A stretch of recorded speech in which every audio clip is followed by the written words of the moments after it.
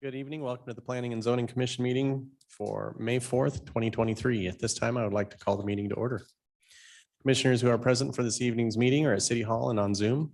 We also have staff from the city attorney and clerk's offices, as well as the city planning department. If you're joining us on Zoom this evening, we can see that you are here. You may observe the meeting, however, your ability to be seen on screen and talk will be muted. During the public testimony portion of the meeting, you will be unmuted and then be able to comment. Please note that we cannot take questions until public testimony portion. If you have a process question during the meeting, please email cityclerk@meridiancity.org and they will reply as quickly as possible. With that, we'll begin with roll call. Madam Clerk. Thank you, Mr. Chair. Commissioner Lorcher. Here. Commissioner Grace. Here. Commissioner Rivera. Here. Commissioner Smith. Here. Commissioner Seal. Here. And absent are Commissioners Wheeler and Stoddard. All right, thank you very much. First item on the agenda is the adoption of the agenda. Need to remark that the Costco development file number H 2023-0007 will be open for the sole purpose of continuing to a regularly scheduled meeting. So if there's anybody here to testify on that application, we will not be taking testimony this evening. Can I get a motion to adopt the agenda as amended? So moved. Second. It's been moved and seconded to adopt the agenda. All in favor, please say aye. Aye. No opposed, motion carries. Next item on the agenda is the consent agenda, and we have two items on the consent agenda. One is to approve the minutes of the April 20th, 2023 Planning and Zoning Commission meeting and findings of facts, conclusions of law for Noodles and Company at 10 Mile, file number H 2022-0087. Can I get a motion to accept the consent agenda as presented? So moved. Second. It's been moved and seconded to adopt the consent agenda. All in favor, say aye. Aye. None opposed, motion carries. At this time, I'd like to briefly explain the public hearing process. We will open each item individually and begin with the staff report. Staff will report their findings on how the item adheres to the comprehensive plan and unified development code. After staff has made their presentation, the applicant will come forward to present their case and respond to staff comments. We will have 15 minutes to do so. After the applicant is finished, we will open the floor to public testimony. Each person will be called on only once during the public testimony. The clerk will call the names individually of those who have signed up in advance to testify. Please state your name and address for the record, and you will have 3 minutes to address the commission. You have previously sent pictures or presentation for the meeting. It will be displayed on the screen, and you will run the presentation with assistance from the clerk if needed. You have established that you are speaking on behalf of a larger group like an HOA where others from that group will allow you to speak on their behalf. You will have up to 10 minutes. After all those who have signed up in advance have spoken, we will invite any others who may wish to testify. When you're finished, if the commission does not have questions for you, you will return to your seat in chambers or be muted in Zoom and no longer have the ability to speak. And please remember, we generally do not call people back up. After all testimony has been heard, the applicant will be given another 10 minutes to come back and respond. When the applicant is finished responding to questions and concerns, we will close the public hearing and commissioners will have the opportunity to discuss and hopefully be able to make final decisions or recommendations to city council as needed. With that, I would like to open the public hearing for item number H 2023-0007 for Costco development. They would like a continuance to June 15th for the reasons stated at the top of the agenda. Mr. Chair, Go right ahead. I move that that the commission continue file number H 2023-007 to the June 15th meeting. 0007. I think we missed a zero in there. Yes. Okay. Yeah. You have a second? Second. It's been moved and seconded to continue file number H 2023-0007 to the date of June 15th, 2023. All in favor, please say aye. Aye. Opposed? Motion carries. All right. I would like to open file number H 2022-0062 for the Bordeaux Estates subdivision, and we will begin with staff report. Thank you, Mr. Chair, members of the commission. The first applications before you tonight are a request for annexation and zoning and a preliminary plat. This site consists of 2 parcels of land totaling 2 acres, zoned RUT in Ada County, and it's located at 5665 North Meridian Road at the northwest corner of Meridian Road and West Producer Drive. A record of survey was approved on this property back in 1980 on the northern parcel. The southern parcel was annexed in 2012 and included as a lot in Paramount North subdivision. The comprehensive plan future land use map designation is medium density residential, which calls for 3 to 8 units per acre. The applicant is proposing to annex 2 acres of land with an R8 zoning district for the development of 3 single-family residential detached dwellings with retention of the existing home for a total of 4 homes on the site at a gross density of 1.8 units per acre, which by itself is below the desired density of the medium density designation. Staff is supportive of the density proposed and deems it in general conformance with the comprehensive plan without an amendment to the future land use map for the following reasons. And the property is part of a larger undeveloped enclave to the north, also designated medium density residential, that is anticipated to develop at a density within the desired range for the overall area. And this property has limited access via a common driveway from West Producer Drive through an easement over land owned by the Paramount Owners Association.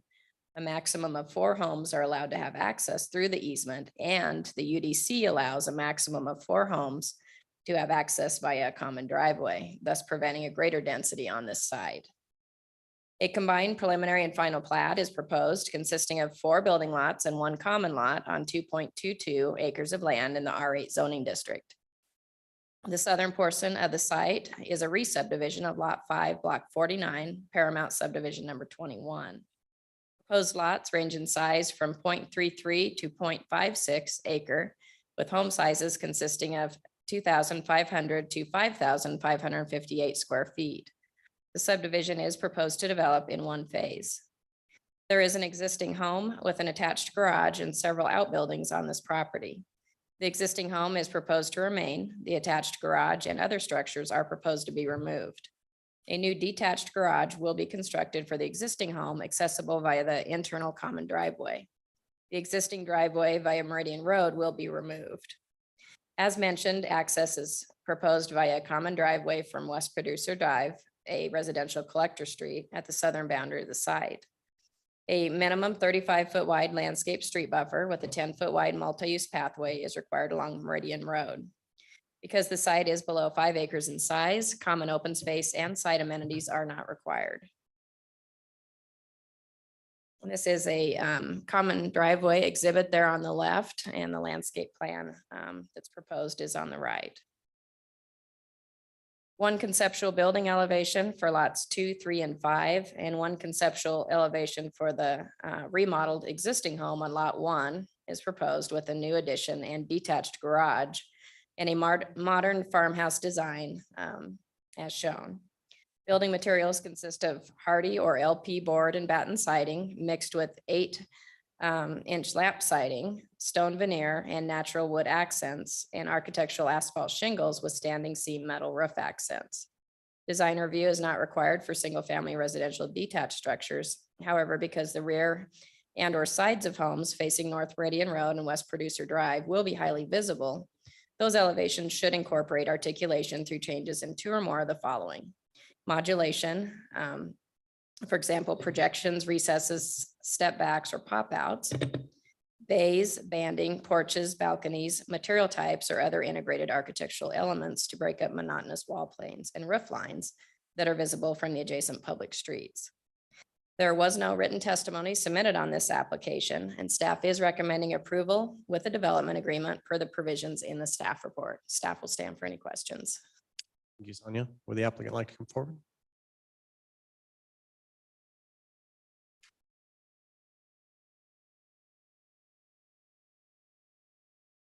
Good evening, sir. We'll just need your name and address for the record, and the floor is yours.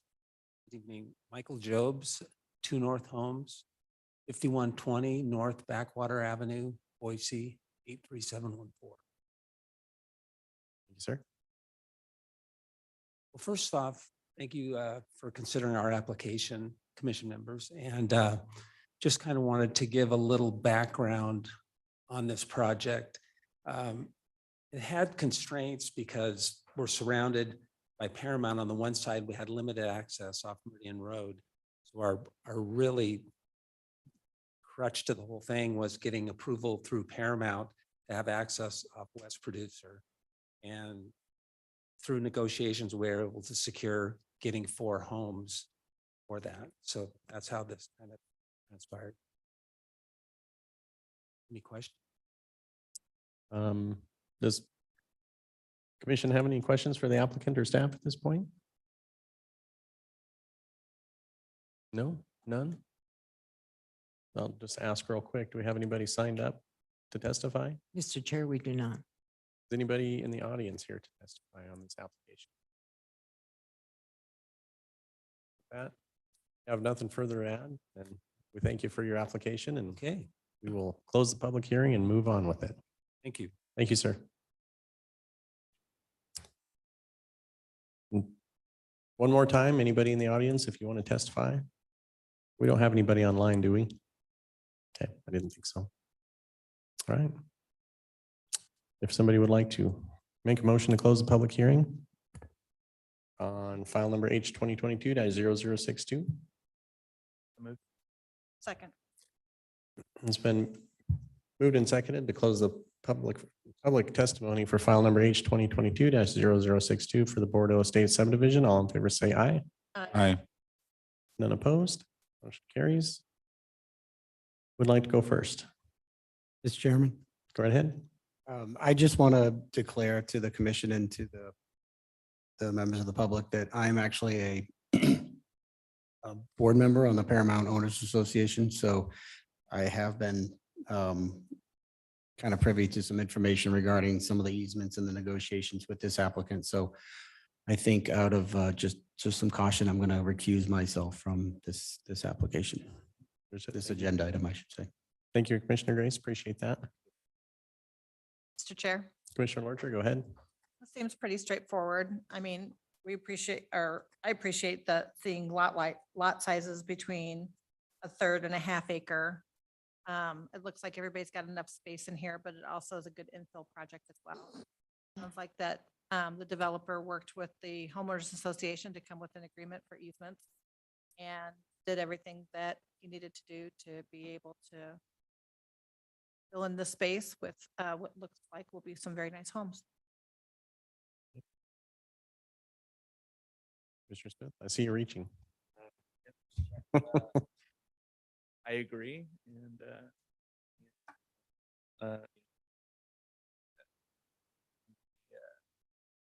commission is generally so. Oh, before motion, just real quick, Sonia, was there anything that was not in agreement? I was pretty sure that everything was agreed upon and we were good to go on that, but I just want to verify. I did not get a response from the applicant in agreement with the staff report, but they didn't mention anything that they were not in agreement with, so. Understood. Thank you. Go right ahead. So after considering all staff applicant and public testimony, I move to recommend approval to the city council of file number H 2022 0062 as presented in the staff report for the hearing of May 4th, 2023. Do I need to-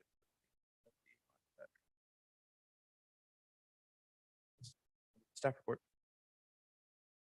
Do I have a second? Second.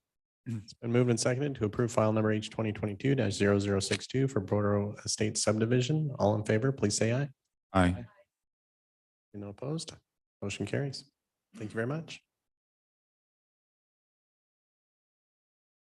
And with that, we will open file number H 2022-0091 for lender storage condos, and we will begin the staff report.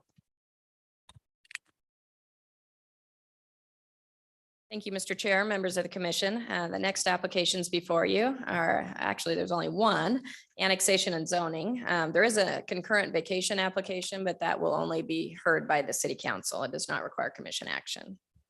This site consists of 0.98 of an acre of land. It's zoned R1 in Ada County and is located at 300 North Linder Road.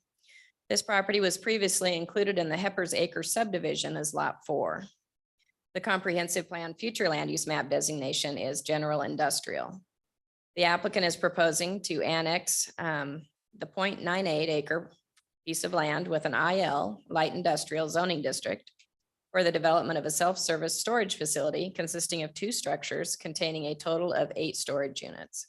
These units will be designed to accommodate RVs, boats, cars, etc., with large overhead doors and separate man doors to each unit. The proposed zoning and use is consistent with the general industrial future land use map designation. The subject property is one of a few lots in a larger enclave area surrounded by city annex property. Annexation of this land will provide more efficient provision of city services. Industrial uses zoned IL exist to the west across North Linder Road and to the east. A single-family residential home exists to the north, zoned R1 in Ada County, and a commercial birthing center exists to the south in the CC zoning district. There is an existing home and accessory buildings on this site that are proposed to be removed with development. There is also a 30-foot wide easement depicted on the Heppers Acre subdivision along the east boundary of the property that is proposed to be vacated with this application shown there on the plan on the right. The type of easement is not identified on the plat. This application does not require action from the commission, as I mentioned, only city council. A conceptual development plan was submitted that depicts the location of the structures, drive aisles, parking, access, and landscaping. Access is proposed via a driveway from North Linder Road and Arterial Street to the south of the existing driveway. ACHD recommends the driveway is shifted further to the south in alignment with the driveway on the west side of Linder Road. In accord with the UDC, in an effort to combine and limit access points via the arterial street, staff recommends driveway stubs and cross-access easements are provided to the properties to the north and south for future interconnectivity. The property to the south was required to provide an access easement to the subject property at the time of future construction on the site and/or expansion of the existing parking lot, which has not occurred. A fire department turnaround is proposed as shown on the site plan. Off-street parking is proposed in excess of UDC standards. No parking is required if there isn't an office associated with the use, which there is not with this development. A total of 9 parallel parking spaces are proposed. A 25-foot wide landscape street buffer is required along Linder Road. A 25-foot wide landscape buffer is required along the north property line abutting the residential use to the north. The applicant is requesting approval from City Council of a reduced buffer width of 5 feet. A letter was submitted from the affected property owner, Ronald Hatch, agreeing to the reduced buffer. A portion of the site is within the Meridian floodplain overlay district. A floodplain development permit with base flood elevations and flood protection elevations will be required with development. Conceptual building elevations were submitted for the proposed structures as shown. The structures are proposed to be pre-engineered metal frame buildings, which will be designed with large overhead doors and main doors for each unit. Building materials are proposed to consist of stucco in 2 different colors with reveals, fenestration, and stone veneer wainscot. The design of the structures is required to comply with the design standards in the Architectural Standards Manual. Staff is recommending the design is required to comply with the design standards for commercial buildings rather than industrial buildings because the property fronts on an arterial street, Linder Road, and will be highly visible. Detailed review will take place with the design review application submitted with the certificate of zoning compliance application. No written testimony was received on this application. Staff is recommending approval with the requirement of a development agreement per the provisions in the staff report. Staff will stand for any questions. Thank you, Sonia. Would the applicant like to come forward? No?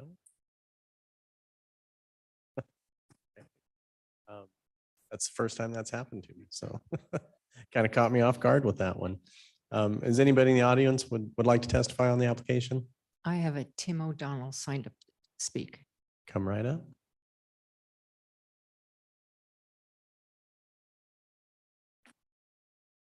Good evening, sir. Just need your name and address for the record. Yeah, Tim O'Donnell, 4877 West Grand Rapids Drive, Meridian. So this may be a little bit different testimony than you're probably accustomed to. I'm not against this proposal, but not informed enough either to say I'm for it. However, I wanted to make some comments about the process as a citizen, looking at it from the outside with little knowledge of the lingo or the legalities involved. Number one, I found it very helpful that most, if not all, the documents related to this matter are all online. I could see drawings and maps, other entities weighing in on impacts from road traffic, digging concerns, that type of thing. Second, again, found that very helpful. Second, I spoke with somebody in the clerk's office, and I found them very helpful and cordial. Most important to me, number three, most important was how this impacts the people in that area. And I'd learned from the county or the city website that anyone within 300 feet gets notified. And I didn't see any concerns or objections posted on the portal. So, and in fact, the person who I would think would be most impacted is the neighbor to the north, immediate north of the property. And I saw that on one of the documents online that they had signed off on the project. So in summary, I'm pleased with the transparency in the process and the availability of information for citizens to investigate. I may disagree with the overall speed with which development is going on in Meridian, but I'll say that for another time. Thank you. Thank you, sir. Appreciate the feedback. Do we have anybody else that would like to testify? The applicant does not want to add anything?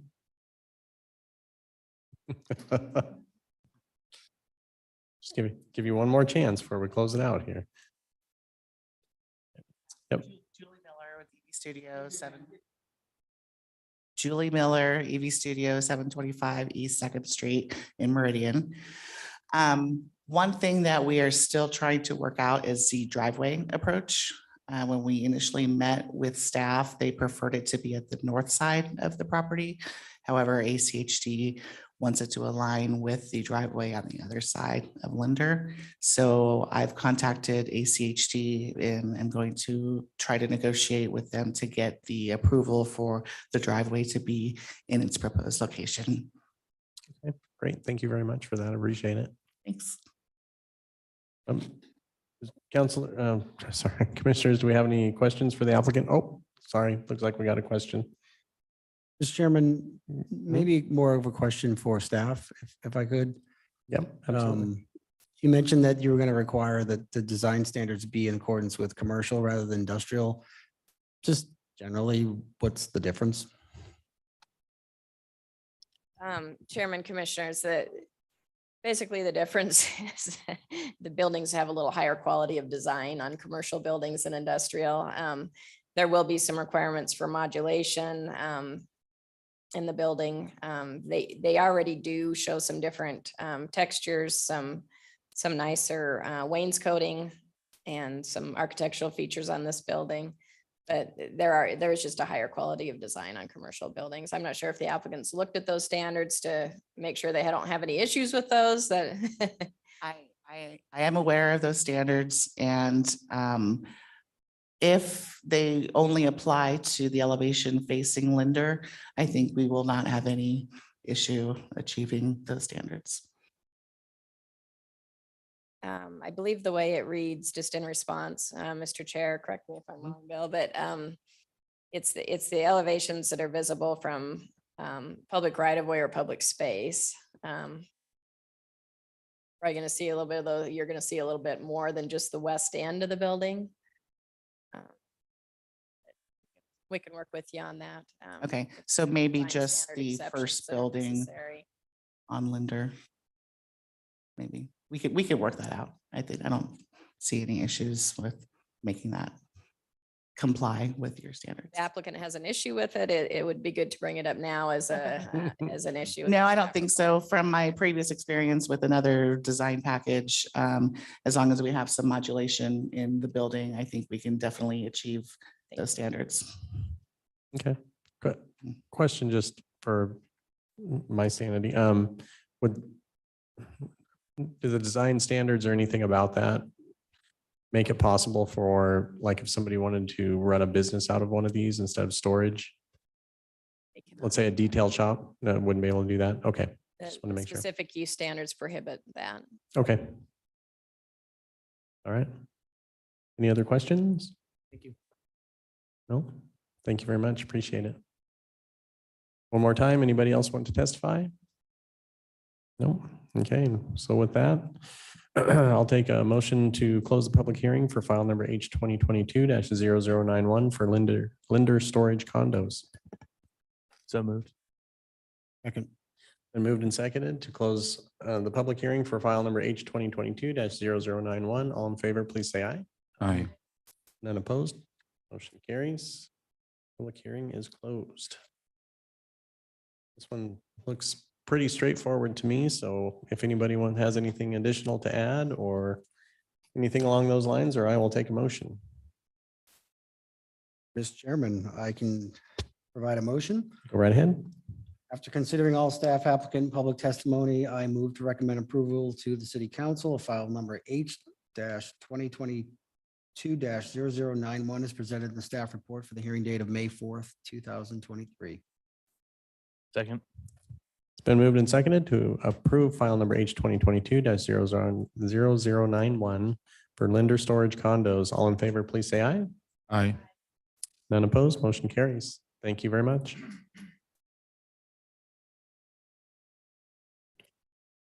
All right, and with that, we will we'll move on to application MCU 2023-0003 for Hickory Warehouse. We will begin with staff report. Good evening, Mr. Chair and Commissioners. The applicant has submitted an application for a conditional use permit modification. The site consists of 9.88 acres of land zoned IL located at 1135 North Hickory Avenue. History on the property was there is a CUP approval in 1991 for a PUD in that general area for Gemtone Inc. and a recent CUP in 2022 for this actual building. The comprehensive plan flume designation is mixed use non-residential. And the applicant is requesting to modify the existing conditional use permit to amend the fencing requirement, adjust the hours of operation for all uses within the building, and to operate a 51,750 square foot indoor recreation facility for a pickleball court in Suite 110. The applicant is requesting to modify the following conditions in the conditional use permit. And so in the staff report, under the conditions, A2, the applicant, currently says the applicant shall install a combination of an 8-foot high opaque fencing and additional evergreen landscaping, including trees or shrubs in the vicinity of the pathway along the western building elevation and northwest property corner.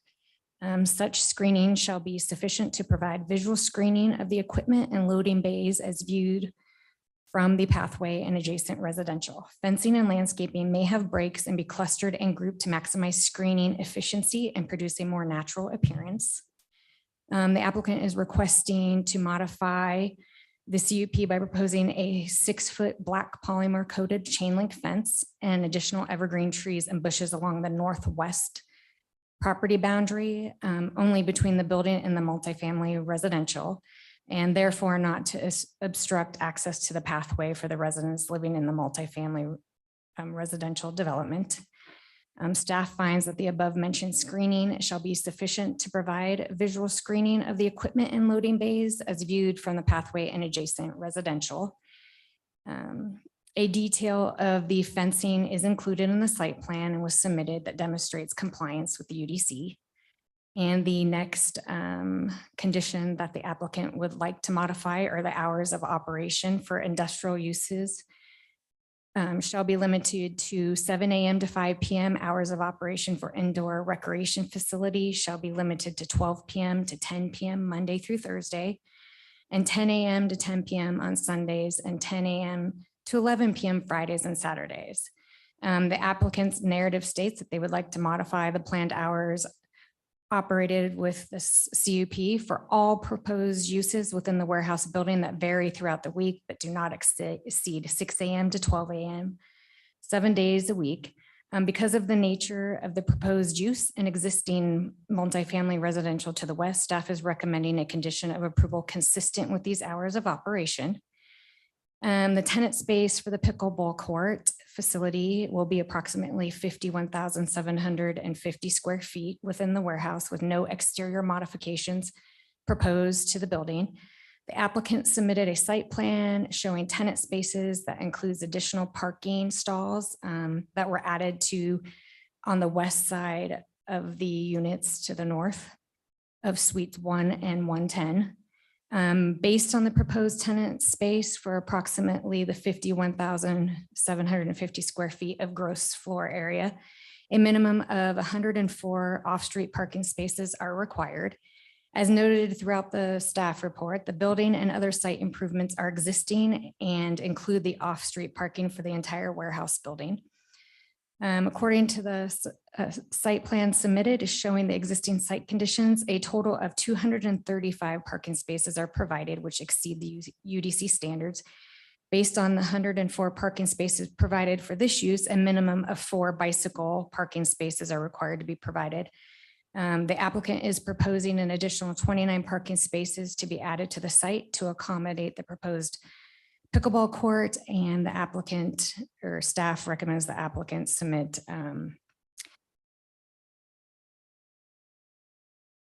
provide plans that clarify where the parking is going to be and a detail of the biking parking for these uses on site.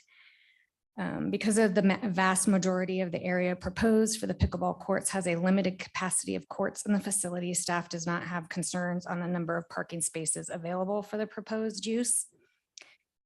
Landscaping for the applicant is proposing additional evergreen trees and bushes to be added to the existing landscape buffer along the northwest property boundary to provide further screening, as you can see on the screen on the right.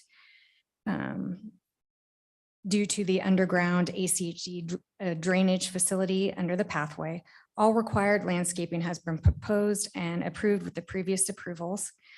Staff's analysis of the approved landscape plan shows compliance with the applicable landscape code sections. Staff anticipates the proposed use to be less noxious or detrimental to the existing residential. So no additional landscaping is recommended by staff. Staff does recommend that commission. So in the staff report under section XA.3, there is an existing condition that requires hours of operation for all uses permitted on the property shall be limited to 6 to 12 a.m. 7 days a week.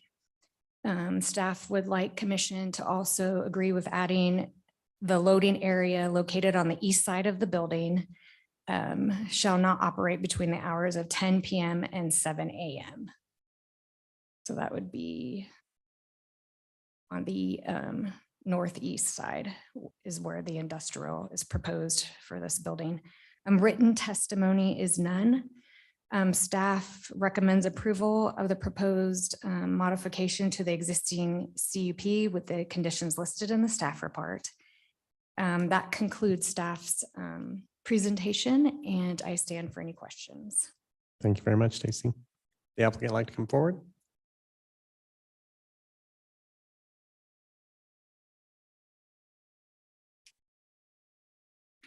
Good evening. Just need your name and address for the record, and the floor is yours. Josh Shiverick at 1177 East Whitbeck Drive, Cuna, Idaho, 83634. I want to say thank you all for taking time to review our application. Really want to thank Stacy. She helped me out a lot, so I just want to say thank you. She kept me on my toes and made sure I had all my stuff in.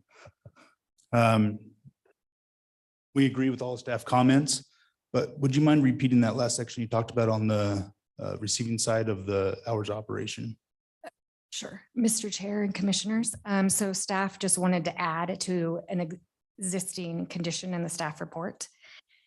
So for the loading area located on the east side of the building shall not operate between the hours of 10 p.m. and 7 a.m. just because of the people in the apartments to the west of this. It's in the UDC code, and there's a lot of noise that would cause a lot of noise to those neighbors. Yes, During that time period. that makes sense. Otherwise, the industrial uses can operate from 6 a.m. to 12 a.m. in the building. It's just that loading trucks couldn't come between that time period. Yes, currently the two tenants there are a millwork cabinetry facility that typically can come in and work inside between 6. We're not anticipating any deliveries being before 7 a.m. in the morning. And then the others is a St. Luke's storage facility, which will actually typically be bringing the trucks in on the east side of the building, not on the residential side. Good. And do we have any questions for the applicant? Mr. Chair. Go right ahead. Could I just get some clarification on which side? This says that shall not operate on the east side of the building. It sounds like the conversation, the west side is the residential side. Mr. Chair yeah. and Commissioner, so the apartments are on the west side. However, so the two units on the west are what are the recreation facilities, and there aren't the loading trucks. So we're saying that the loading trucks shall not come to the buildings on the east side between the hours of operation of 10 PM and 7 AM for those industrial uses. Mr. Chair, members of the commission. Yeah, the Stacy's slide here is a little skewed. North is to the right, so you're right. If you turn it, it would be the west side of the building, to your point. So we can clean up the condition. The loading docks are on the west side of the building. Okay. Go right ahead. Would it make more sense just to not, I don't know how this works in code, but it seems like this would then allow theoretically, and I don't know what kind of activity, yeah, or what kind of materials you would need to load in a pickleball court, for example, but reading this seems like it would allow for loading activity in the areas that aren't, used by St. Luke's and the millwork. Would it not make more sense to say, limit loading activity for the entire building to the hours, not between 10 PM and 7 AM? That make sense, or would that be feasible? Mr. Chair, members of the commission, that's certainly within your purview. That's what a CUP is for. So if that's something you want, something more restrictive than what code requires, we just ask that you make it clear on the record, and we'll add that to the conditions. I can say for the pickleball facility, the courts are actually, the doors won't be operable anyway, because the court's back all the way up to them. So they're not going to be using those for anything. Okay. Any further questions? Mr. Chairman. Go ahead. Mr. Shiverick, you are requesting to go from an 8-foot high opaque fencing to 6-foot coated chain link. I'm just wondering, with regard to both, I guess, is one sort of solid whereas now the chain link is more open? Can you just describe if it's sort of the same level of privacy, I guess? Yes. So the fences originally, even the 8-foot one was going to be a chain link fence with slats. Color wasn't defined at that time when that was agreed upon, and design was not. So when we went back and resubmitted for the 6-foot, it is going to be the black powder coated with black slats to aesthetically match the building itself. The 8-foot to 6-foot, since it will not be along a path and isn't blocking from eye level, we'd be more concerned about distance viewing. So the 6-foot is adequate to block from anything from the receiving area. Anybody that is inside of the residential building is going to be above 8 feet anyway. So we anticipated a 6-foot would be adequate. I remember when the application first came through as well, there's the pathway and the easement on it and all that stuff make that a little sticky back there. So it's an interesting configuration that happened with it. So doing the fence differently would kind of make it to where the residents would have visibility and access to it as well. So it's an interesting configuration. Just to follow up if I could, and then you're requesting a change whereby you'd only have the fence along the multifamily property border, and you wouldn't otherwise have it throughout surrounding the whole property, correct? Correct. And it would only be on the north side of the pathway. There is the ACHD easement with the seepage drain that we can't put anything inside their seepage drain. Seepage bed, sorry. Any other questions? Think this real quick. Does anybody in the audience want to come up for this application?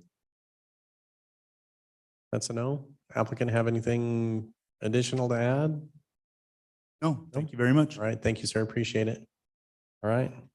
With that, I will take a motion to close the public testimony portion for file number MCU 2023-0003. So moved. Second. Been moved and seconded to close the public hearing for file number MCU 2023-0003. All in favor, please say aye. Aye. None opposed, motion carries. Who would like to go first? Nobody's jumping up. Mr. Chair, Commissioner Lorcher, go ahead. I seem to recall we having a long discussion about the landscaping on this before, but had got something like that from the millwork tenant, but that's not the application in front of us. So adding indoor pickleball is, I think, a good for the city. It allows people to be able to play indoors when the weather is not cooperative. Or if, like me, I don't play pickleball, but I don't have that opportunity in my subdivision because we don't have that amenity. So as the sport continues to get more popular, I think that this is a good place for it to be. It's wide place in the road. It's centrally and sounds like they have all the landscaping issues that with the city planners support it. Anybody else? Commissioner Smith, go ahead. Mr. Chair. I would just, I think it's a great plan. I would just I'd probably like to see that coverage on the time restriction, loading activity, just covering the whole building.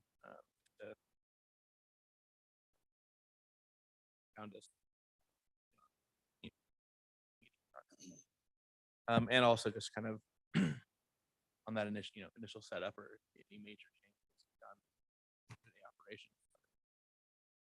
Loading activity just a little bit more to be sure that we're not unnecessarily disturbing neighbors, but minor changes to see. Great. Just for clarity, for an industrial, as far as our code and limiting hours. I mean, right now the code is 7 a.m. to 10 p.m. Is that correct? Mr. Chair and Commissioners, that is correct. Okay, I just want to clarify that. So any other questions, comments, motions? Mr. Chair, Commissioner Lorcher. Commissioner, the application before us is only for the pickleball court. So the St. Luke's facility, storage facility, and the millworks already have their conditional use permit and the way they do operation. It's really not appropriate for us to be able to dictate what the whole building does because of those other tenants. They already have their ways that they work. We only have the pickleball in front of us. Am I correct? I don't think so. I think it's a modification of the conditional use permit for the entire Of the building. entire building? Mr. Chair, Commissioners, yes. The applicant is requesting to modify the hours for all users. And do the millworks and St. Luke's agree with the changes of hours of operations for the loading dock? I would refer to the applicant on that question. Oh, hold on a second. Let's go ahead and open the public hearing for need a motion to reopen the public hearing for file number MCU 2023-0003. So moved. Second. Been moved and seconded to reopen the public hearing for file number MCU 2023-0003. All in favor, say aye. Aye. None opposed, motion carries. The applicant would like to come forward. Thank you for letting me cut that red tape. Do I need to state my name or anything again? If you would, please. Josh Shiverick, 1177 East Whitbeck Drive, Kuna, Idaho, 83634. To the additional comment on, we haven't had an opportunity to talk to St. Luke's or Sawtooth Concepts about the change, the loading dock. Based off of my knowledge of their current existing facility and how it runs and off of our previous applications.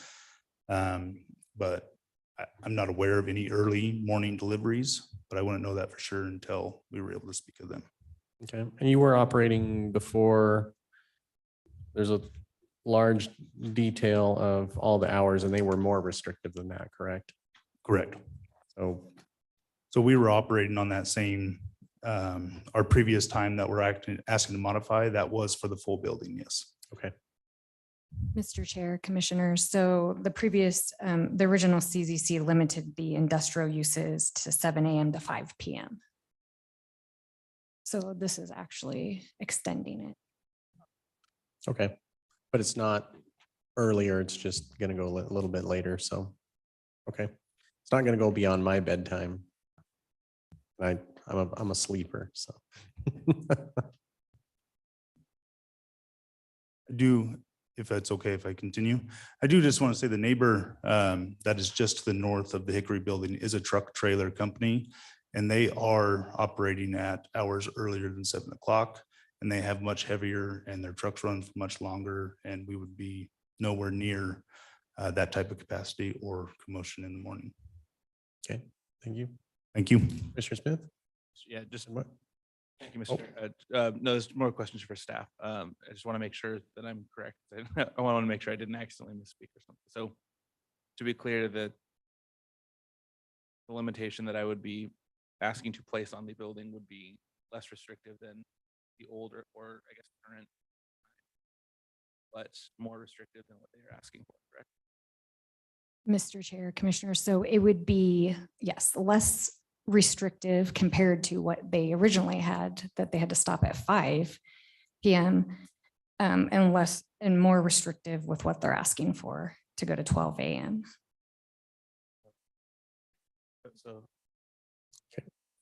Just I need a motion to close the public hearing for file number 8 or MCU 2023-0003. Second. Been moved and seconded to close the public hearing for file number MCU 2023-0003. All in favor, please say aye. Aye. None opposed, motion carries. And with that, if you'd like to go for a motion, I'm all ears. sure, yeah. Yeah, I appreciate that. This activity is going to be less noisy than is north, but noise being additive, I think, just when possible to limit unnecessary noise. Makes a little bit better neighbors. So with that, after considering all staff applicant and public testimony, I move to approve file number MCU 2023-0003 as presented in the staff report for the hearing date of May 4th, 2023, with a modification to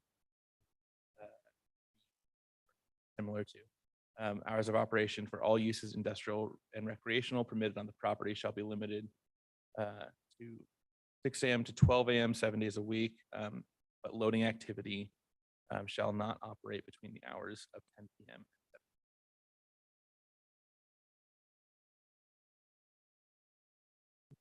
A second? Second. It has been moved and seconded to approve file number MCU 2023-0003 with our aforementioned modifications. All in favor, say aye. Aye. None opposed, motion carries. Thank you very much.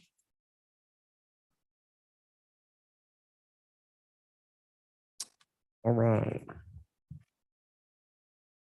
With that, we'll open file number H 2023-0004 and we'll begin the staff report.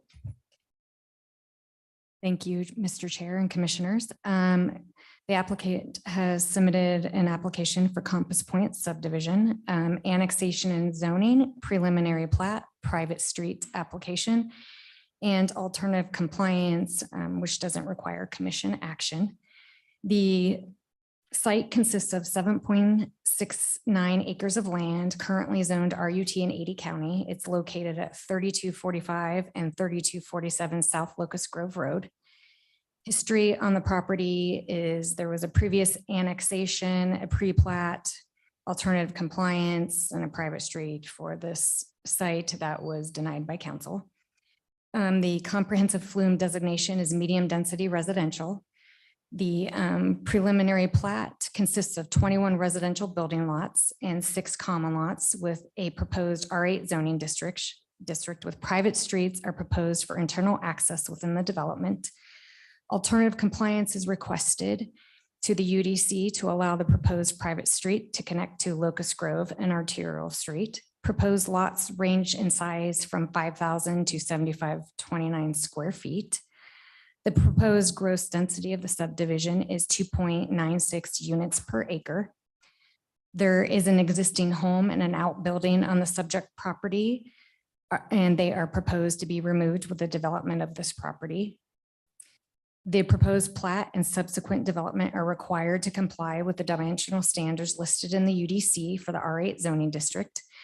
The proposed plat appears to comply with the dimensional standards of the district.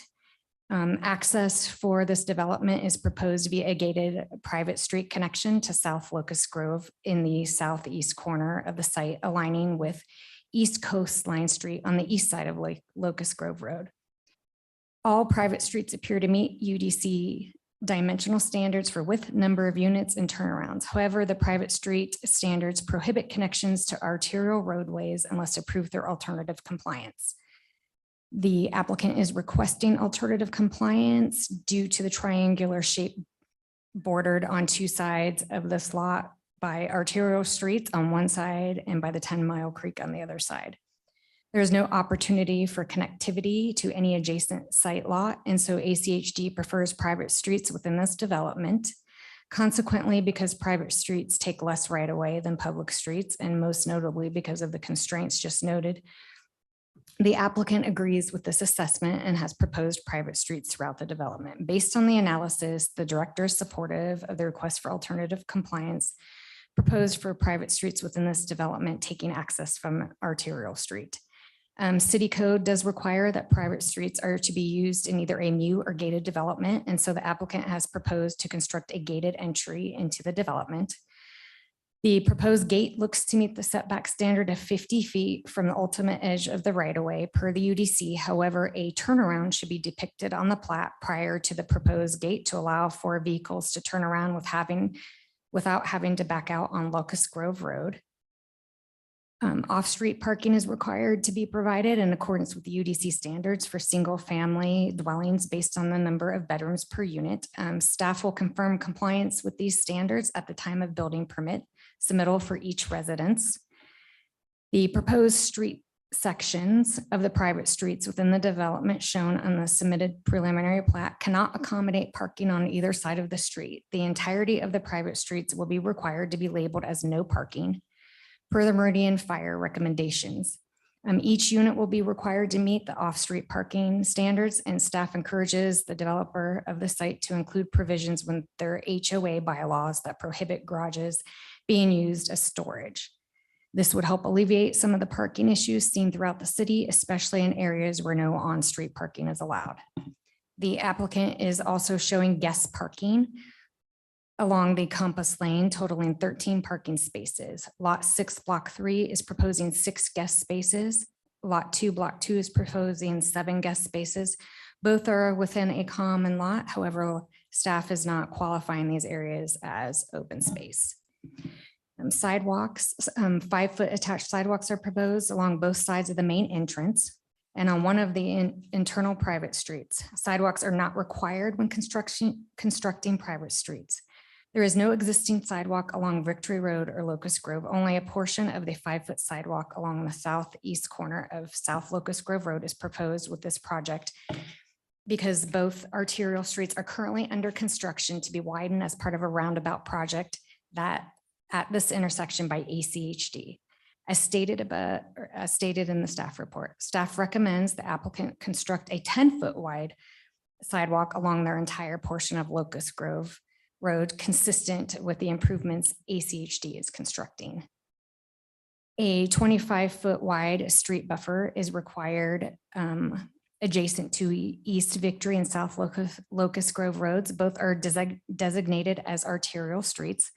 This buffer should be landscaped per the standards in the UDC and placed into a common lot that is at least 25 feet wide.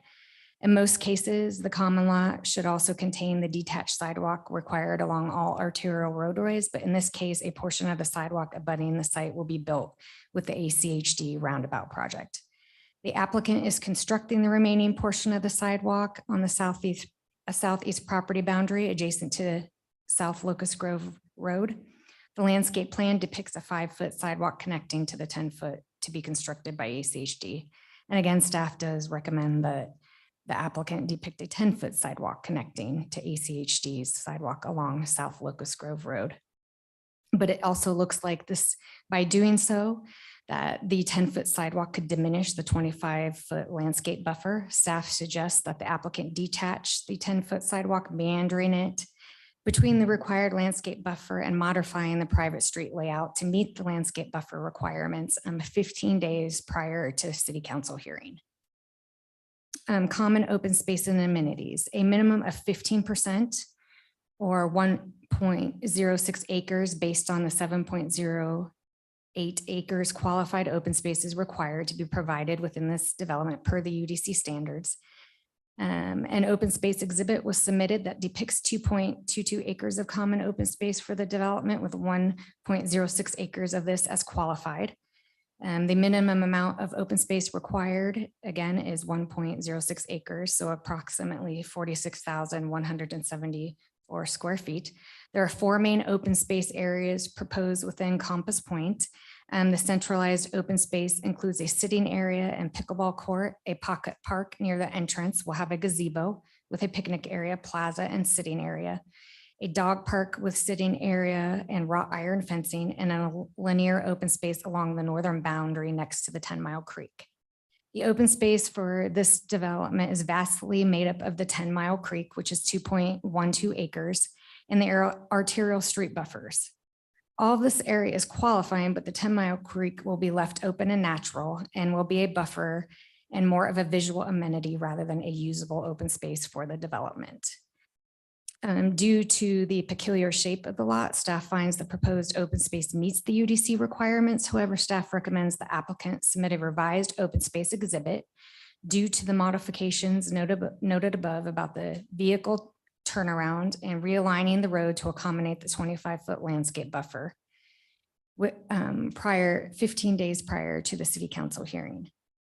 Based on the area of the proposed plat, a minimum of 1 qualified site amenity is required to be provided per the standards listed in the UDC, and the applicant has provided 3 qualifying amenities in multiple locations: gazebos, a picnic area, seating in small plazas, pickleball court with a seating area, and a dog park. And the proposed amenities exceed the minimum UDC requirements. Building elevations, 1 conceptual building elevation was submitted. According to the submitted to demonstrate the future homes in this development and what they will look like, a 2-story home that includes a variation of materials with a 2-car garage are proposed. The submitted elevations depict a number of architectural and design styles with field materials of lap siding, shake, differing color accents, roof profiles, and distinct window styles. Staff recommends that the applicant add additional stone or brick accents to the front of the homes to provide more of a variation in materials and provide additional elevations for 2-story and single-story homes. Staff is recommending a condition of approval that the applicant vary the build-to lines along the northern property boundary within the development to eliminate any monotonous wall plane. This should occur with every 3rd structure showing a different wall plane. The applicant shall also be required to submit revised and additional elevations in an exhibit demonstrating build-to lines along the northern property boundary that occur with every 3rd structure within 15 days prior to the city council hearing. There was no written testimony for this, and staff does recommend approval of the proposed annexation with the requirement of a development agreement with the conditions listed in the staff report.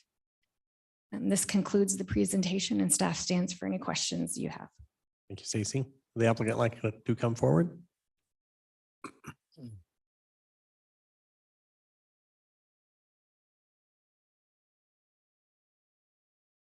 Good evening, sir. Just need your name and address for the record.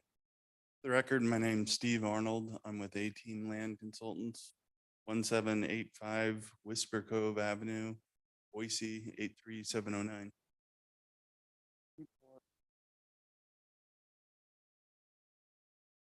do a quick presentation, keep me on task. Sure.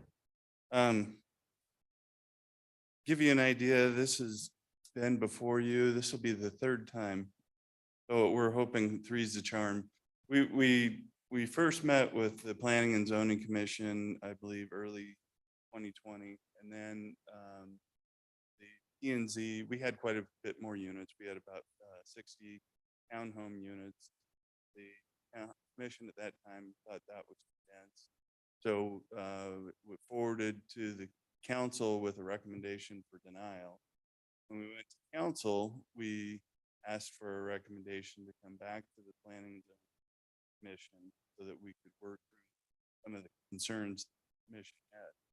But we worked through all of those. We got a recommendation for approval. The council chewed over it a few times and then just finally decided, you know, townhomes weren't appropriate for that site. When, you know, after your time lapse that has occurred, come back and see us, make sure you bring single family. So that's where we're at now. We started out in that 48 units and 37. Now we're at 21. We're down to the, as Stacy stated, the 2.96 units per acre. One thing that we were coming in with before, we were asking for an R15 zoning.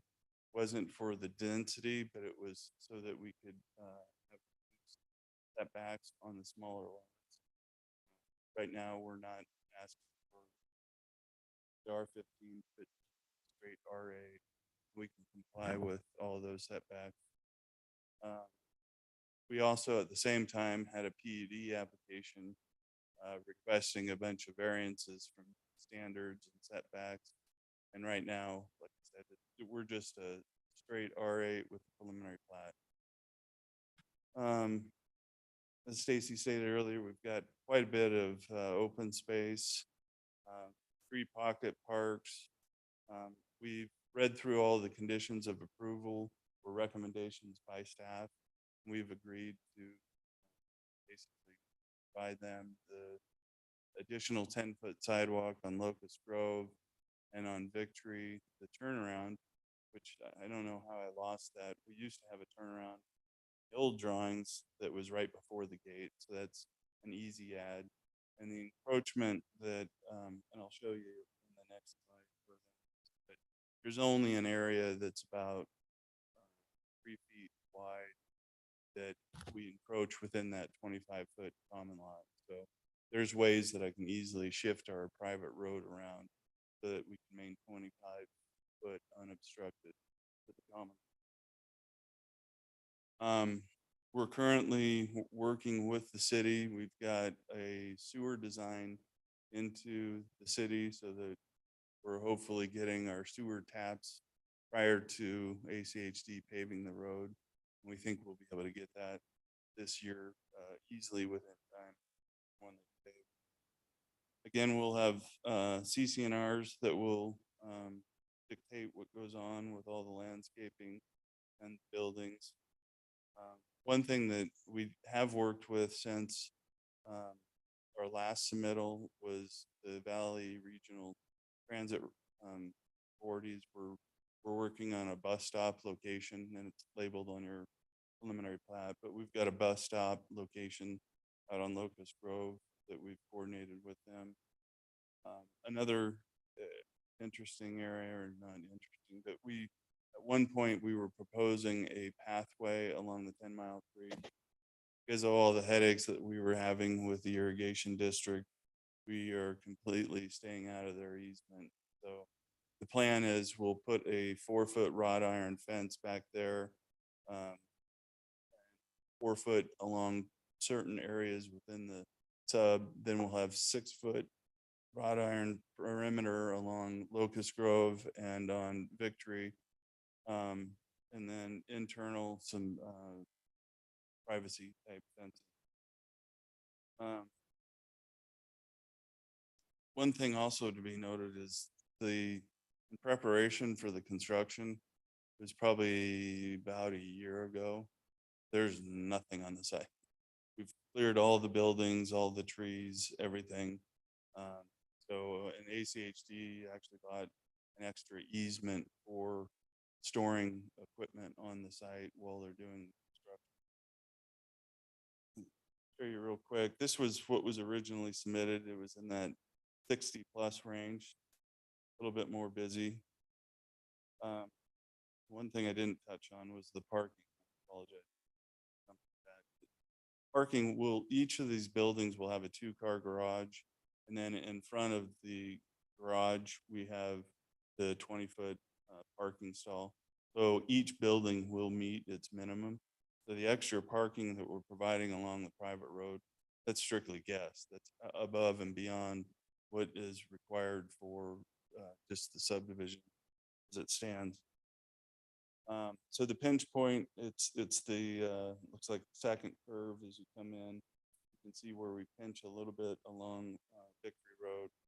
That can be widened out. And then again, I'll easily have room to put turnaround at the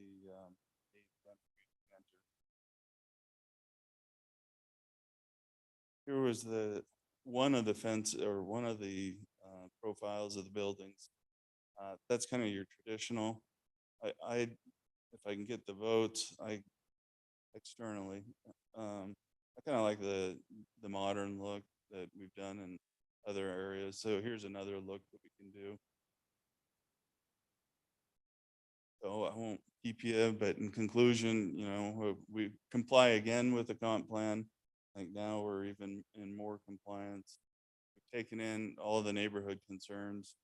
Our last neighborhood meeting, we had 2 people show up.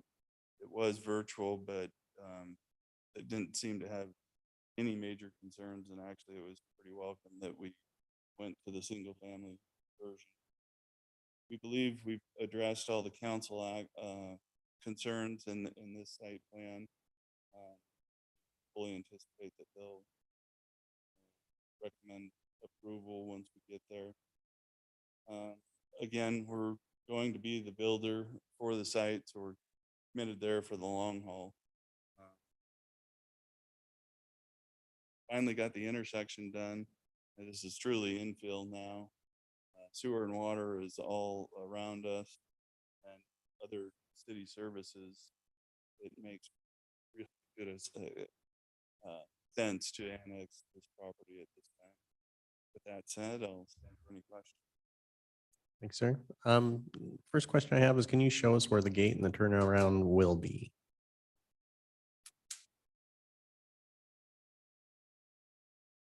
If you're looking at this first entrance as you come in, right there.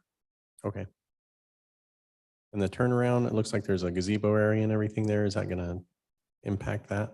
So what I'll, no, what I'll do on that is we'll punch it to the north. I've got 5 foot that's outside of the easement, but I'll work with the irrigation district, provide them an area that they can pull off as well to do maintenance in there.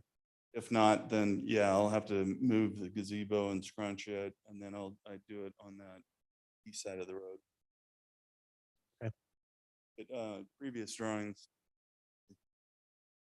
on the north side, you'll look at this one as you come in right below the gazebo and stuff. It's where we had it before. No, it was actually, no, this is even an older drawing. Before we put a gate in and then moved that parking to the south and used it as a turnaround. Okay, thank you. Commissioners, we have questions for the applicant or staff? Commissioner Smith? Mr. Chair. Hmm? Yeah, sorry. The one thing, and so I recall the council meeting on this where it was denied, and the one thing I don't see, and I know it's a question if it was possible at all, was concerns about there only being that kind of, if I'm going north, right, that there only being that left turn out onto Locust Grove, especially during peak hours. I know there were questions about ACHD, having an exit out onto Victory, ACHD issues, or not allowing that because of its proximity to the roundabout, and I remember there being, I don't remember which council member asked, but I remember there being a question posed to if you could work with ACHD and see if there was any possibility to maybe, have that kind of chicane a little closer to the creek to potentially get out onto Victory. Was there ever any resolution or discussion of that? Was that kind of a no-go from ACHD or? Sure, Chairman, Commissioner Smith, yeah, it was a pretty good, solid no. Thank you. Commissioner Grace? Yeah, thank you. So you're requesting private streets because it provides more room on the street, or strike that. It would provide less room, so there could be no parking on the street. Is that accurate? Mr. Chairman, Commissioner Grace, the main reason for private streets, I'm not a big fan of private streets because everyone pays taxes for them. And people that now live on them don't get the benefit of the taxes. Private street is strictly to comply with ACHD.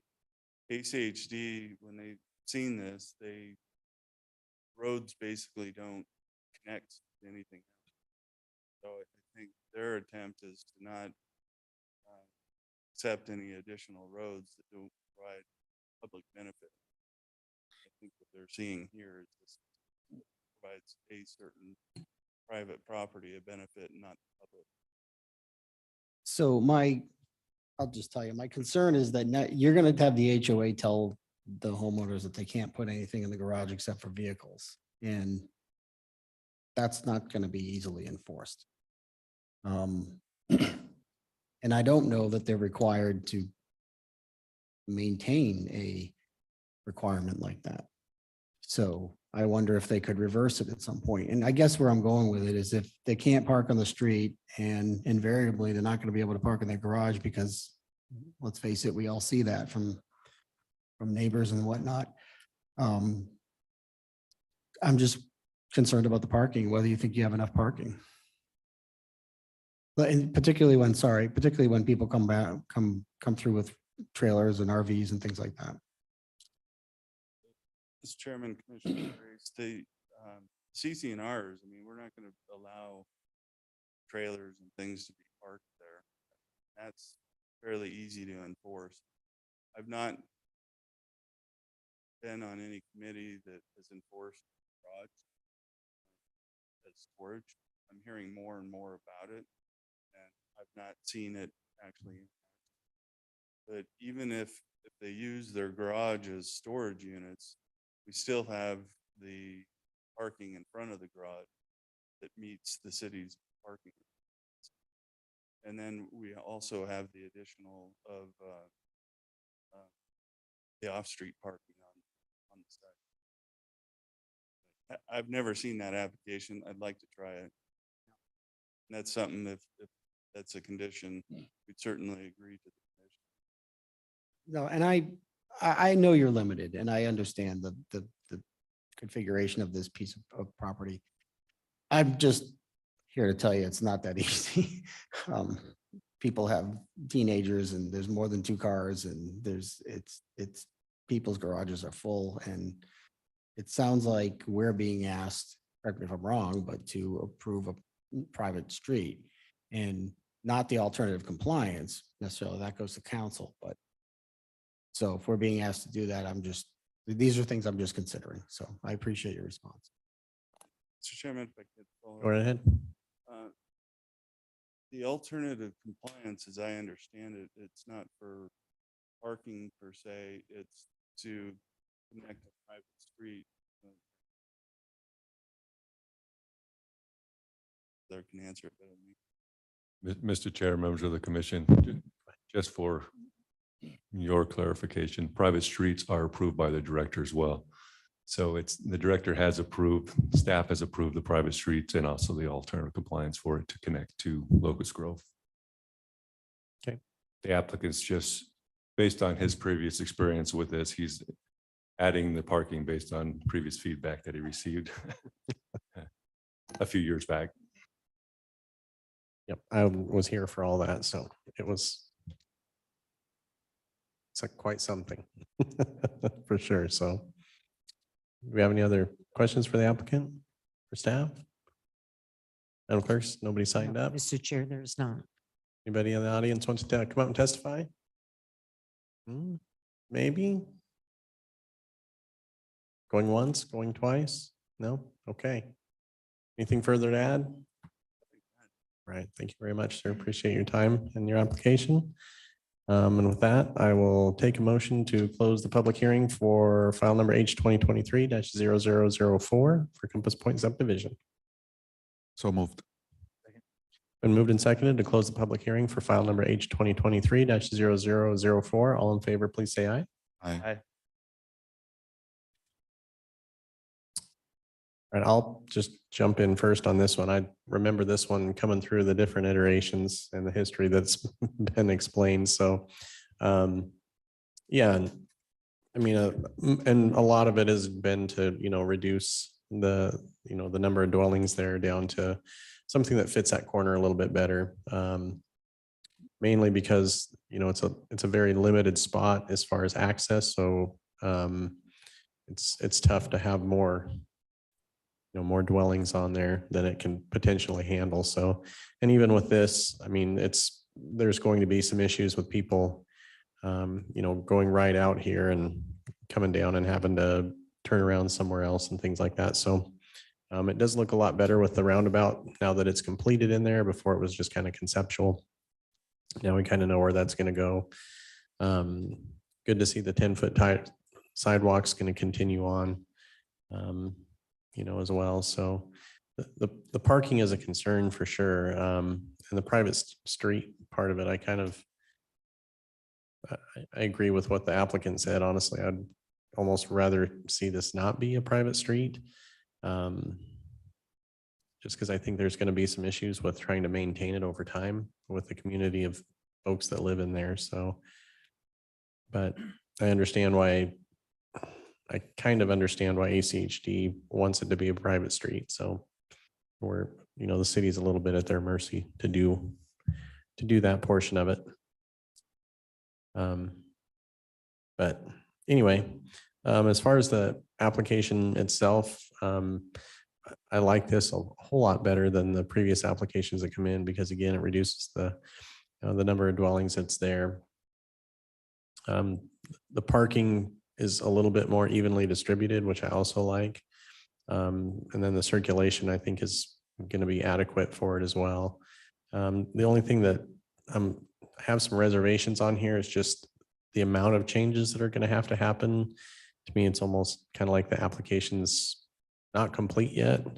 There's a lot of statements in in staff's presentation that end in, that they have to fill this requirement 15 days prior to city council hearing. So when I see more than a couple of those in a hearing, then personally, I would like to see it more complete when it comes to us so that we can see everything as it's going to go to council.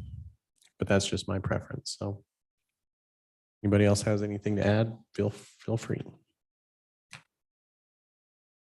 Mr. Smith. Yeah, I think with parking, public streets and their private roads, and a lot of this stuff, like transportation, a lot of it feels like try, and then you just with usually very good reasons. It has to be the Aaron or bad cop. No way. And so as much as I would, like to see some sort of excellent victory to prevent kind of left out during peak hours or stacking during PM hours, sorry, to get in, one of those things that at some point it's not doable. Agree with you.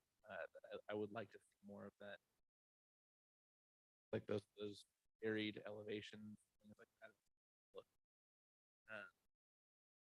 human preference.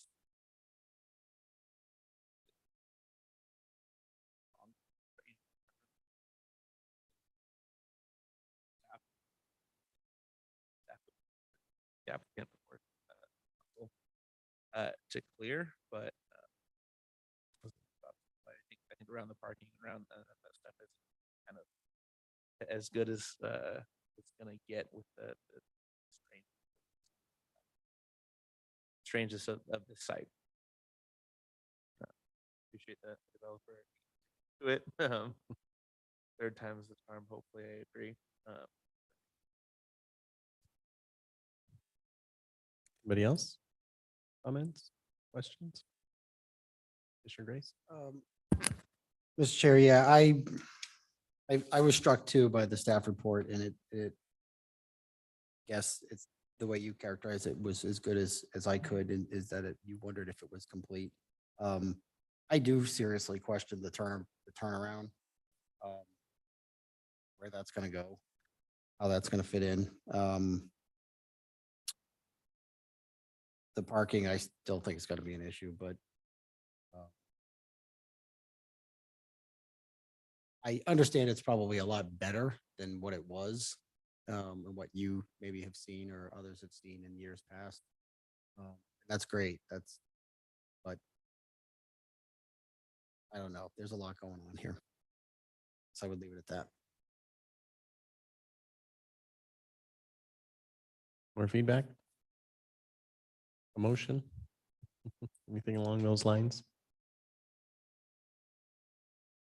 I mean, if there's, if other commissioners kind of share the thought that it needs to be more complete, we'd like to see it, a more complete version of this come before us, then, we can talk about a continuance. We'd open the public hearing back up to do that, but that's completely within your purview. Redhead?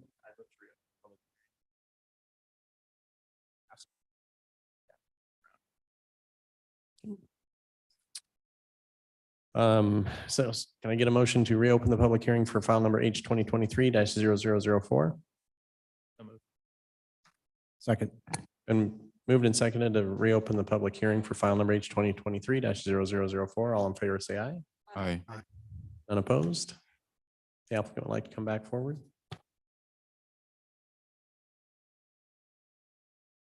Mr. Smith, go right ahead. Thank you, Mr. Chair. Yeah, so just curious your thoughts on this. It seems like there's a lot of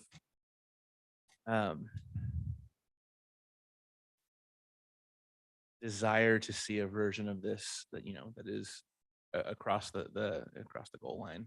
Seems like, from my perspective and from what other commissioners, I don't want to put any words in anyone's mouth, but I get the feeling that it seems like we're at the kind of the 2-yard line on what seems like what people are willing to support. So I just curious your thoughts around hearing that feedback, seeing what's in the staff report around the elevations, the turnaround, and things like that. What are your thoughts on a continuance, and is there a certain timeline if there were a continuance? I think that would be reasonable to obviously not delay too much, but to give you adequate time to revise. Mr. Chairman, Commissioner Smith, the time that it would take for us to do that is really insignificant. Bending the private road and that 3 foot to 25 foot. I think that was one of the main things, is to make sure I maintain 25 foot buffer. The turnaround for the gate, like I said, we used to have it in there, but all of these versions dropped it, but that doesn't take much either. You want a 10-foot meandering sidewalk, that's pretty easy to go. I don't know that that's critical, but make changes, definitely make that. One point to add here, I know there's the desire to get a public street in there. ACHD wouldn't work with this. Even if they did allow a public street, the intersections coming in there don't meet some of the district minimum. So that's another challenge that we had. But going back to the original question, how much time do we need? we kind of like the 15 days prior to city council, but if we can't do that or come to that tonight, just whatever your next available commission meeting. Ideally, we just move it forward with conditions. Question for clerk. Do we know how many, how full are we in the next meeting or two? So we have all the information in front of us. On the, Mr. Chair, on the May 18th, we have 5 public hearings. So if we added, it would be a 6th. How about beyond that? June 1st, we only have 2.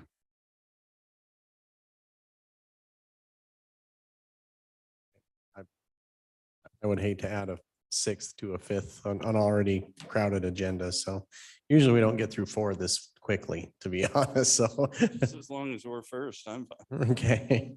So that would be the first date that would accommodate that. So, I mean, we don't want to throw it out there too far, but I agree with what Commissioner Smith said and said that, reflected on that earlier where, we're basically really close to the goal line with something that's gone back and forth and everything. I don't want to see something like that repeated. So I'd rather kind of pick this apart just a little bit more, make sure, because we've got, the concern I have is we have the 10-foot sidewalk as well as the turnaround to be accommodated all in a really small space there. So I just want to make sure that that all works. You can add a parking space anywhere. That would probably be helpful as well. And just the other conditions that were put in there, just to see it come back in complete form so we can, have a go at it before, we make a recommendation to be forwarded on to the city council. If that makes sense to everybody. So,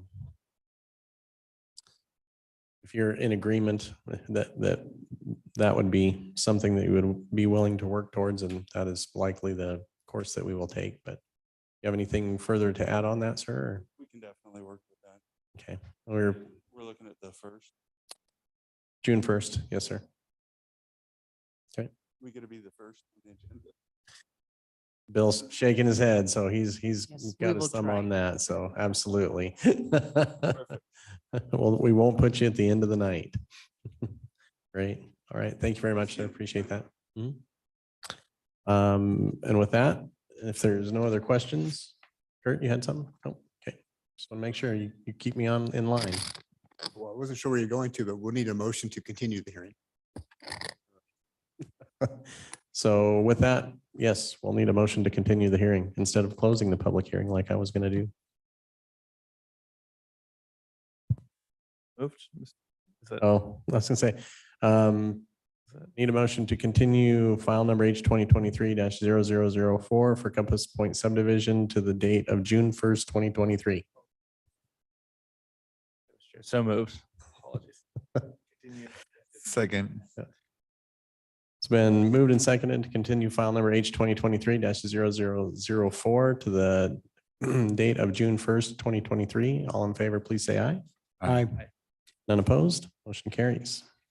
Thank you very much. Appreciate that. And with that, we don't have any other business tonight that I'm aware of. So with that, I will take one final motion.